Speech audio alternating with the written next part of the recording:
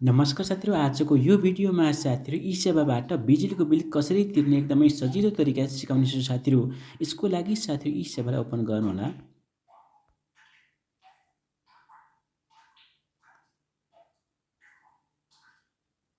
त्यसपछि माथि नै त्यहाँ चाहिँ इलेक्ट्रिसिटी लेखिएको छ साथीहरू, यहाँनिर क्लिक गर्नुहोला यहाँनिर।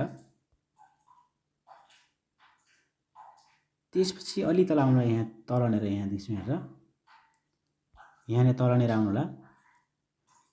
यहाँनिर काउन्टर लेखेको छ, काउन्टरमा तपाईँको कहाँबाट तिर्दै हुन्छ तपाईँले यहाँनिर जस्तै यहाँनिर छान्नु होला। यो एरोमा क्लिक गर्नु होला, यसरी यहाँनिर एरोमा क्लिक गर्नु भने यहाँनिर तपाईँको सर्च पनि गर्न सक्नुहुन्छ। यहाँ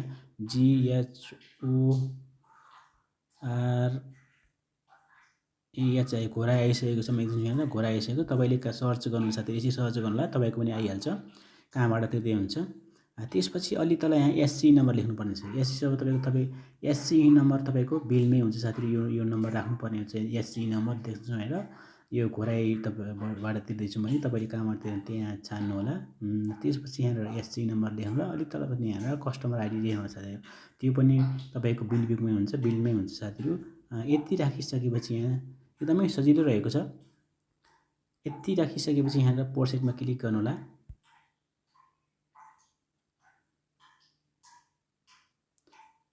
त्यसपछि यहाँ तपाईँले चेक गर्नु, यहाँ सबै कुरा चेक छैन, यहाँ नेम चेक छैन, नेम यहाँ आइसकेको छ त्यसमा। कस्टमर आइडी पनि उहाँ काउन्टर यहाँ आइसकेको छ, घोरा आइडिसी लेखिएको छ। तपाईँको तलनिर कस्टमर आइडी पनि आइसकेको छ, एससी नम्बरमा आइसकेको छ, देख्नु तपाईँको ठिक छ छैन यहाँ चेक गर्नु होला एकचोटि। त्यसपछि तलनिर बिल देखाइरहेको छ, 196 रहेको छ मेरो बिल। यहाँ देख्नु यहाँनिर युट्युब यो चार्जिङ के हो 97 197 आएको रहेछ साथै टोटल। यहाँ देख्नु यहाँनिर यसमा टिक मार्क लगाउनु होला, यो एरोमा टिक मार्क लगाउनु होला। टिक मार्क लगाइसकेपछि फेरि पनि चेक गर्नु तपाईँले यहाँनिर सबै कुराहरू ठिक छ कि नै। त्यसपछि प्रोसेसमा क्लिक गर्नु होला, यहाँनिर केही पनि नगर्नु, प्रोसेसमा क्लिक गर्नु होला। प्रोसेसमा क्लिक गरेपछि कन्फर्म गर्नुलाई फेरि पनि यहाँ चेक गर्नको लागि भनिरहेको छ यहाँनिर। बिल यदि आएको छ यहाँनिर 197 आएको छ बिल देख्नु यहाँनिर। अलि तल यहाँनिर नेम आइरहेको छ, कस्टमर आइडी सरी काउन्टर आइरहेको छ यहाँनिर, कस्टमर आइडी तल रहेको छ साथीहरू। यहाँनिर एससी नम्बर तल दिएको छ, यहाँनिर बिल यति रहेको छ टोटल। यसमा कन्फर्ममा क्लिक गर्नु साथीहरू, कन्फर्ममा क्लिक गर्नु होला। कन्फर्ममा क्लिक फेरि यहाँनिर पे भिया ई-सेवामा क्लिक गर्नु होला तलनेर यहाँनिर।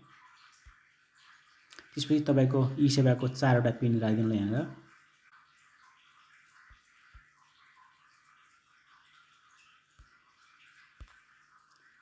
चारवटा पिन राखिसकेपछि यहाँ कन्फर्ममा क्लिक गर्नु होला। यहाँनिर चाहिँ साथीहरू यहाँनिर मैले तिरिसकेँ, यहाँ देख्छु यहाँ कति सजिलो रहेको छ। यहाँ देख्छु यहाँ तल पनि देखाइरहेको छ। डनमा क्लिक गर्नु यहाँनिर। डनमा क्लिक गरेपछि यहाँनिर बिजुलीको बिल यहाँनिर तिरिसकेँ मैले। तपाईँले पनि यसरी सजिलैसँग आफ्नो घर बसी बिजुलीको बिल तिर्न सक्नुहुन्छ साथीहरू।